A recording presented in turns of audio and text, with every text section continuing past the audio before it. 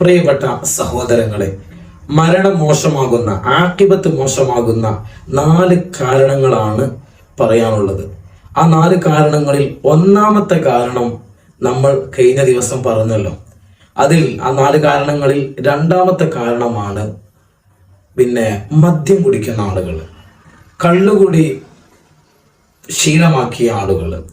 ഒരു വ്യക്തി കള്ളുകുടി ശീലമായിട്ടുണ്ടെങ്കിൽ അവന്റെ ആഖിബത്ത് മോശമാകും, അവന്റെ മരണം മോശമാകും എന്നുള്ളതാണ്. ഇസ്ലാം വളരെയധികം കള്ളുകൂടി അഥവാ മദ്യപാനം നിഷിദ്ധമാക്കിയ സംഗതിയാണ്. അതുകൊണ്ട് തന്നെ പ്രിയപ്പെട്ടവരെ, ആരെങ്കിലും മദ്യം, ആ ഒരു കള്ളുകുടി എന്ന് പറയുന്ന ആ ഒരു രീതി ശീലിക്കുന്നുണ്ടെങ്കിൽ അത് ഇന്ന് തന്നെ നിർത്തണം.